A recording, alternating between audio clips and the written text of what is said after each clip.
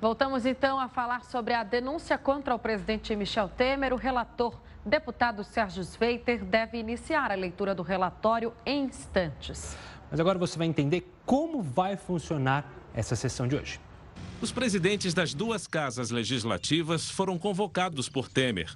Eunice Oliveira, presidente do Senado, ouviu de Temer que o governo tem uma maioria apertada no Senado para a votação da reforma trabalhista, prevista para amanhã. Uma das preocupações é com as articulações do senador Renan Calheiros, que entregou o cargo de líder do PMDB na última semana, com a promessa de questionar as reformas propostas pelo Planalto.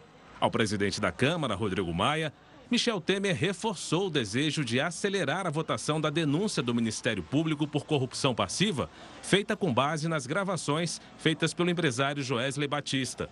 O governo quer evitar que as manifestações da oposição ganhem força com o passar do tempo, mas o cronograma não favorece a estratégia do Planalto. Nesta segunda-feira, o relator Sérgio Sveiter, do PMDB, vai ler na Comissão de Constituição e Justiça o parecer em que recomenda ou rejeita a aceitação da denúncia. Qualquer deputado poderá pedir vista, ou seja, mais tempo para análise. Nesse caso, será aberto o prazo de 2 sessões do plenário da Câmara. A defesa do presidente Michel Temer também poderá se manifestar. Nos debates da comissão, todos os 120 integrantes terão direito à palavra. Antes do início da votação na comissão, relator e defesa terão 20 minutos cada um. Depois é que acontecerá a votação na CCJ, com voto nominal. O último passo é a votação do relatório no plenário da Câmara. A denúncia só será encaminhada ao Supremo Tribunal Federal se pelo menos 2/3 dos parlamentares votarem a favor, isto é, 342 votos. Nesse caso, Temer deverá se afastar por até 180 dias, sendo substituído por Rodrigo Maia. Se a denúncia não for aceita, o caso é arquivado. E para falar sobre essa sessão tão aguardada, a gente recebe aqui nos nossos estúdios o professor Rodrigo Prando. Ele é cientista social, está aqui com a gente para falar sobre a leitura do parecer que vai recomendar a aprovação ou rejeição da denúncia contra o presidente Michel Temer. Professor Rodrigo Prando, professor do Mackenzie. Professor, obrigado. Boa tarde para você. Boa tarde, eu que agradeço. E a gente já começa com a pergunta mais esperada, pelo menos nesses minutos iniciais. Qual é a expectativa? O governo já espera um relatório duro pedindo, então aceitando o parecer, aceitando a admissibilidade da denúncia. Esse é o caminho que deve ser? O cenário que o governo construiu é de que o relatório de Sveiter ele vai ser técnico e também vai ser muito duro, portanto, dando a possibilidade do Supremo Tribunal Federal julgar o presidente por corrupção passiva, ou seja, é um relatório que é contrário aos interesses do presidente Temer e do governo, do qual ele é o presidente da República, obviamente. Agora a gente vê até os últimos minutos ali, né? Aliás, os minutos iniciais dessa sessão, mas sempre o presidente Michel Temer mostrando disposição para lutar contra essa denúncia. Ele que já começou ali fazendo algumas trocas de cadeiras, principalmente dos deputados da base aliada, que compõem a Comissão de Constituição e Justiça, para conseguir o número necessário, né? A votação ali necessária a favor dele, né? Contrária à denúncia. Há uma disposição evidente do presidente Temer de continuar no seu mandato até 2018, enfim, terminar o mandato. E é óbvio que essas vagas na Comissão de Justiça, elas são dos partidos. Então, ele cobra dos partidos que fazem parte da base aliada fidelidade que permaneçam junto ao governo. E curioso nessa história é que parece que 5 deputados do PSDB, que faz parte da base, já declararam que votarão contra o presidente. Portanto, a favor de se admitir o relatório do Rodrigo Janot e do Sveiter, né? E o PSDB que você citou aí, que, se não me engano, são 7 vagas que ele tem na CCJ, ele, apesar de ser da base, tem uma reunião marcada para hoje à noite. E vai depender muito do que esse relatório estiver. Você falou mesmo, professor Rodrigo, que ele deve ser muito técnico, aceitando, então, a denúncia. O governo corre muito risco com esse parecer, por mais que seja só um parecer, dependendo do que estiver escrito lá hoje, ou do que ele disser hoje, pode ser considerado uma derrota muito grande para o governo Michel Temer? Uma derrota muito grande não, porque depois da votação ela vai para o plenário. Então tem sempre a comissão e depois o plenário é soberano. O que acontece é que se o relatório for técnico e desfavorável ao presidente Temer, vai colocar em xeque a versão ventilada pelo governo de que a denúncia do Janot era frágil. porque até o momento vários juristas que a gente tem acompanhado ou lendo ou na televisão têm dito que a denúncia de Rodrigo Janot, ela é uma denúncia bastante fraca, muito liminarmente, falando assim, bastante alta, assim, sem entrar em questões mais específicas, muito olhando o cenário político, mas essa questão da corrupção passiva não tinha ficado caracterizado. Sobretudo na fala do Temer, aquela história da ilação. Alguém levar a mala e você vai chegar à conclusão de que vai para mim? E ele atacou isso, inclusive, o Procurador-Geral da República no pronunciamento dele. Então, assim, será desfavorável? Obviamente que sim. E eu diria, e tenho usado essa metáfora, o governo está na UTI. E se acontecer isso, ele volta a respirar por aparelhos. Então, não é só se é favorável ou se é contrário à denúncia. É o que está escrito no parecer do relator deputado Sérgio Sveiter, que vai determinar, então, o andamento, aí como é que o governo vai se posicionar daqui para frente. Porque justamente... E vai se sustentar ou não. Sim, porque aí o que acontece? Se for técnico e muito bem fundamentado, coloca por terra esse discurso de que era um relatório político e muito pouco juridicamente sustentável.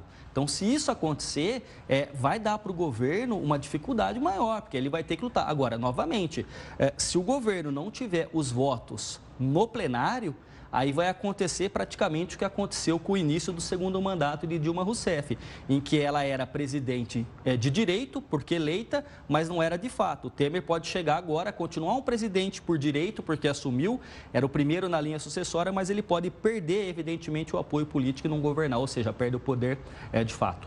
Professor, voltando a falar dos votos, a base aliada do governo calcula ali que tem pelo menos 34 votos. Sim. Ela quer trabalhar com uma margem de 39 a 41 com segurança. Isso. Lembrando que ela precisa de ela precisa no mínimo 34. Isso. E a oposição acha que a base tem 35. Isso, 35 a 39, né? A gente está às vésperas de uma eleição ano que vem. E muito se fala que mesmo os deputados do PMDB temem, como a gente vai estar, toda a imprensa e todo o público prestando atenção muito no que se fala lá, teme com o reflexo de defender o presidente Michel Temer e acabar sofrendo lá na frente, 2018. Perfeito. Um exemplo claro é Renan Calheiros. Renan Calheiros que se desligou completamente, já pensando na eleição para o Senado. Ele que deu uma entrevista hoje na Folha de São Paulo, pensando já na eleição para o Senado em Alagoas.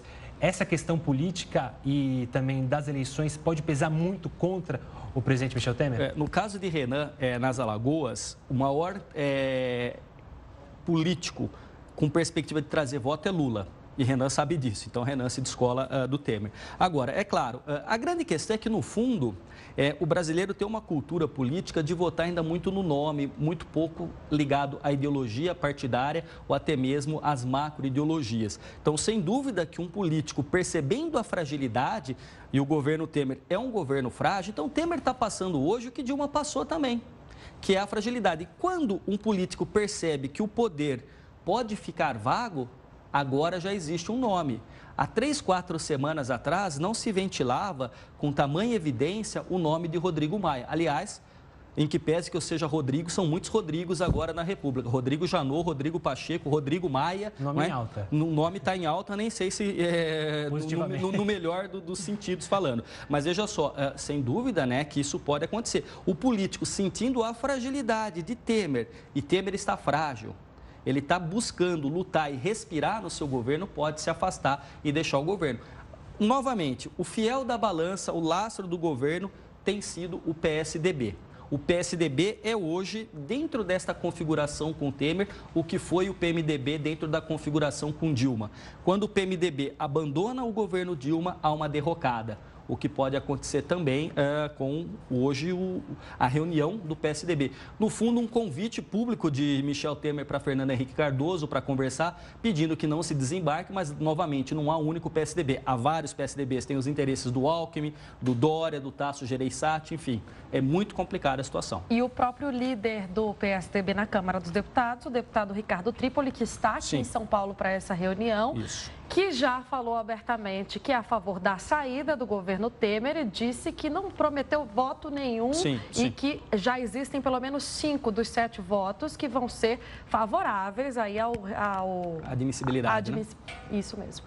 Vamos seguir agora falando sobre outro assunto aqui, questão do pedido de vista. Tem se falado bastante nisso, antes mesmo do início dessa sessão, nas semanas anteriores, se falava que algum dos 66 deputados, membros da CCJ, pediriam um pedido de vista. Então, Rodrigo, a quem interessa esse pedido de vista para prolongar ainda mais um processo que é tão demorado? A gente sabe que demanda tantas discussões. O governo tinha intenção de que isso fosse rápido. Por quê? Para tentar finalizar esse capítulo, porque já viram aqueles lembrancinhas que você compra de bambu, que cai a água, sobe, depois cai, sobe. Parece que na política no Brasil tem isso, ele vai enchendo de água, sobe, daqui a pouco cai. Então parece que a gente está em cascata. Por exemplo, entra Rodrigo Maia, já tem alguém falando fora Maia. Então já diz que na Austrália já tem fora Maia, já tem fora Maia. Porque parece que assim, quem entra, já entra implicado, né? A quem interessa, neste momento, o desgaste do Temer?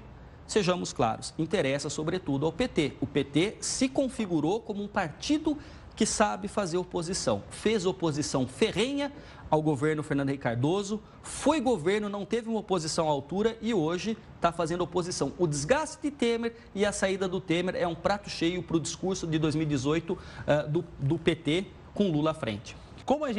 Como já se imaginava, a gente tem duas questões bem claras ali. A oposição e a base fazendo as suas, não diria artimanhas, mas enfim, usando todas as suas armas. A oposição reclamando, trazendo questões de ordem a todo momento para, claro, demorar essa sessão para continuar, ou seja, já pensando ali no recesso parlamentar, para demorar que essa sessão se prolongue, então, sim.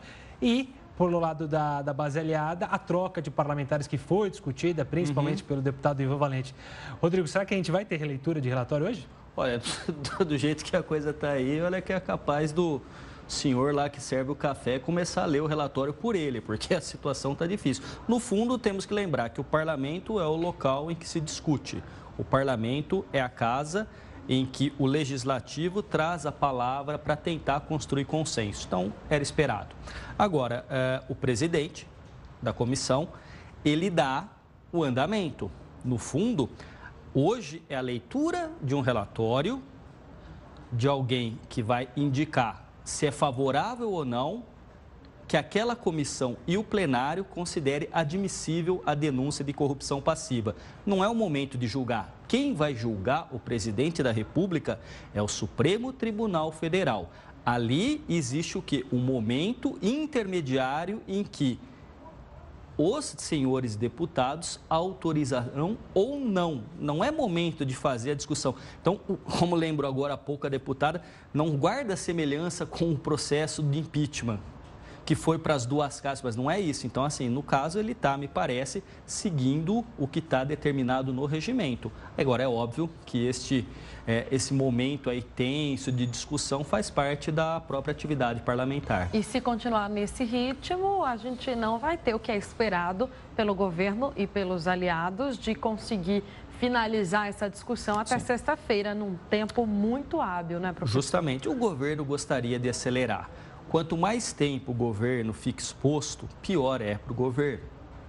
Por um outro lado, como a gente pode ver, a oposição vai fazer de tudo, porque qual é o elemento principal aí da comissão? Da oposição, perdão, é levar para lá o Rodrigo Janot. E o Rodrigo Janot, tendo tempo de falar o porquê da sua denúncia, o porquê dele considerar que Temer cometeu corrupção passiva, obviamente coloca o governo numa situação de maior fragilidade. Então é isso que se quer e o presidente agora vai ter que, dentro das regras, porque dos dois lados, oposição e situação, também são leitores desse regimento. Então, assim, é bem provável que as coisas se estendam, mas era esperado. Professor, outro ponto dessa iniciativa da oposição em tentar prolongar a sessão é que a gente lembra aqui, a gente tem delações ainda por vir, negociações, Eduardo Cunha, Lúcio Funaro, ou seja, além desse ponto do governo querer dar celeridade ao processo, também há a preocupação que se estender demais, muitos deputados da base aliada que estavam na dúvida podem pender para o lado de aceitar a denúncia e então levar essa denúncia para o STF e aí o presidente Michel Temer seria afastado. Então é uma preocupação também com o tempo, está ligado a isso também, né, professor? Também está ligado a isso, inclusive porque o próprio nome de Rodrigo Maia consta na famosa lista Janot-Fachin. Então, o nome do presidente da Câmara, né? Para além disso, você tem todo esse suspense.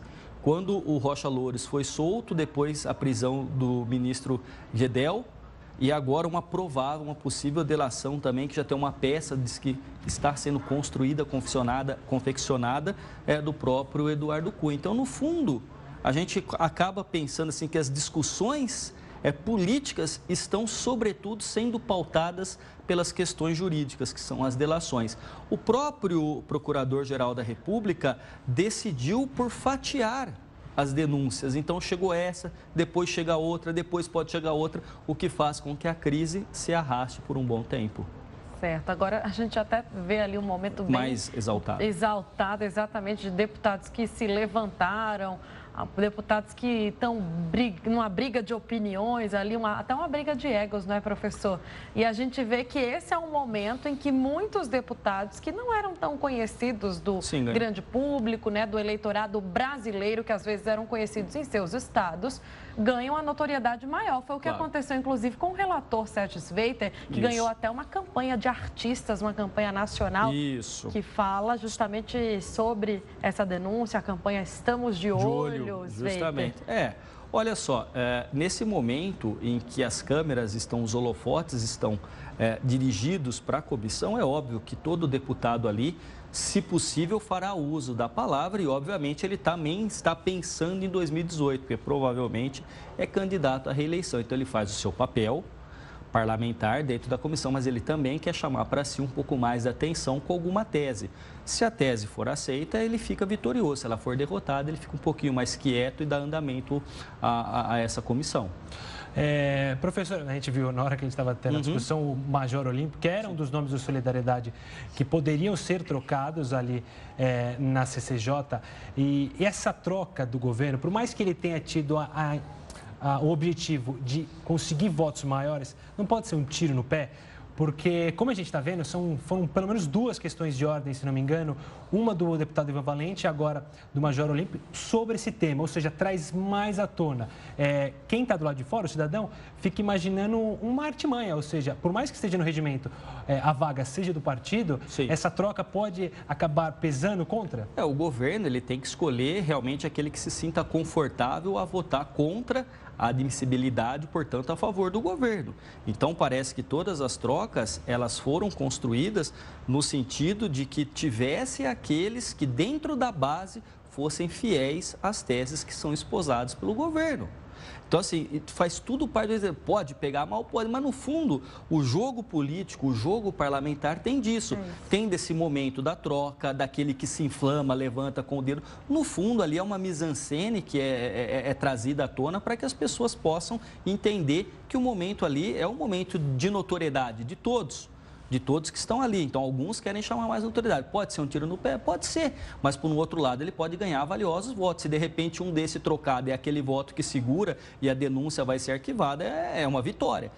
Ainda que uma vitória de pirro, porque o governo tem muitas outras, como eu disse há pouco, o fatiamento das denúncias pelo Rodrigo Janot, e ele já disse, né, em declaração, que até dia 17 ele está com a caneta, que enquanto houver bambu, haverá flechada.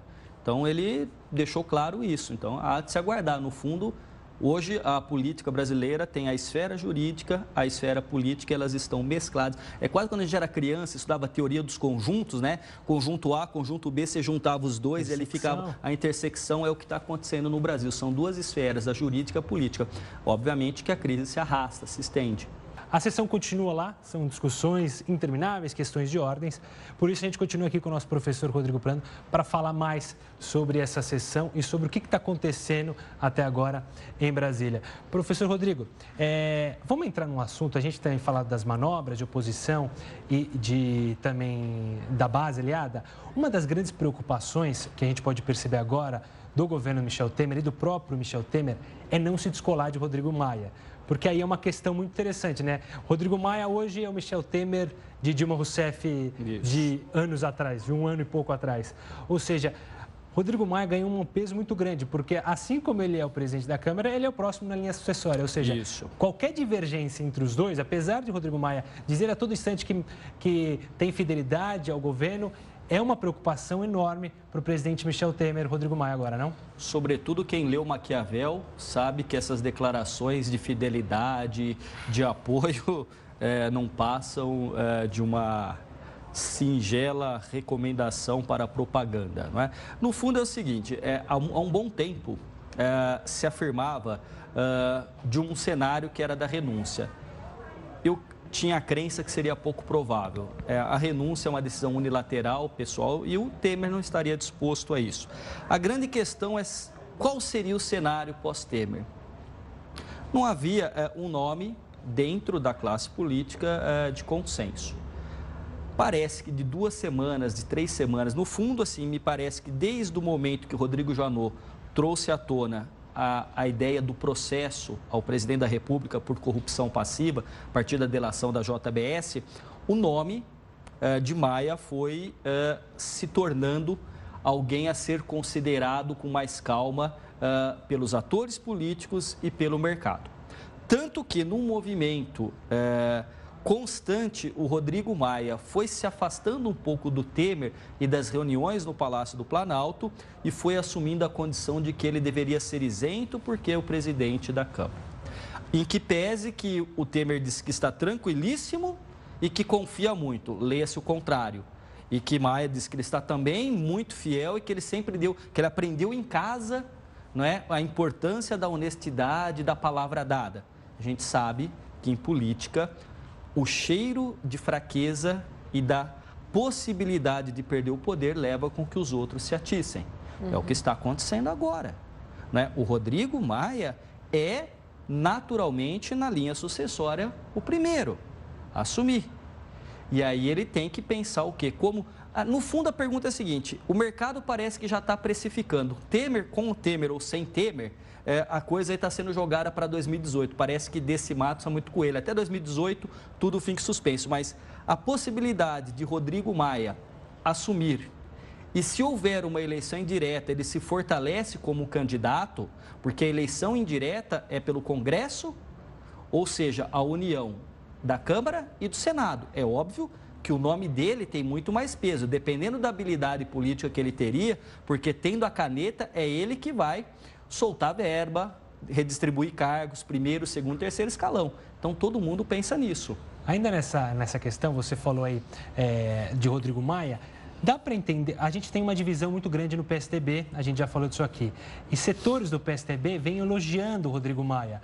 Ou seja, o Tasso Gereissati há pouco fez um vídeo falando sobre a situação de Rodrigo Maia, como ele está qualificado para seguir na presidência. Você acha que essa é uma tática usada pela ala do PSDB, que é a saída de Michel Temer, inflar o ego de Rodrigo Maia para justamente ele acreditar no sentido que ele pode governar o país, ou seja, dar mais lenha para Rodrigo Maia? Olha, pode ser uma leitura muito possível, mas em contrapartida, Geraldo Alckmin crê que a notoriedade de Maia atrapalharia os planos dele para 2018. E também está dentro do PSDB. Por isso que eu adoraria saber como é que vai ser essa reunião de hoje à noite aqui em São Paulo, em que estará o Tasso, Dória, Alckmin, o presidente do partido, enfim. Então, tu mostra que, no fundo, o PSDB, nessa indecisão, está começando a se colocar em fragilidade. Porque a indecisão de se fica ou se sai e a bancada dividida mostra que o partido, pensando em 2018, está esquecendo aí que o eleitor também está prestando atenção nisso, não é? Certo, mas isso não seria o reflexo de uma divisão, né, que já é conhecida dentro do partido, claro, que agora se torna muito mais forte, porque em 2018 ainda não existe um nome, né?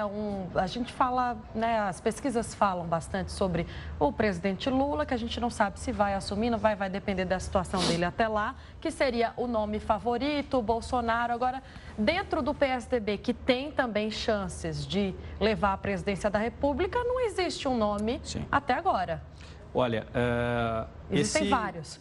Se a gente for olhar de uma maneira mais tranquila, nós diríamos o seguinte: o PSDB é mais arejado que o PT, porque o PT, vamos lembrar, tem Lula concorrendo direta ou indiretamente desde 1989.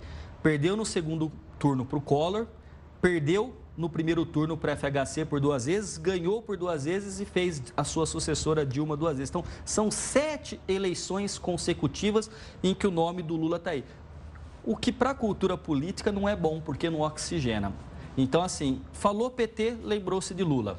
Ele nunca deixou que outra liderança emergisse no partido com projeção nacional para a presidência. No caso do PSDB, você tem vários nomes. O que pode ser, nessa leitura mais tranquila, um ponto positivo. O ponto negativo é que a luta dentro do partido para se sobressair e conseguir, não é? Fica muito difícil. Mas vamos ver, por exemplo, Serra, me parece que afastado do cenário, saiu do ministério, não é? Afastado.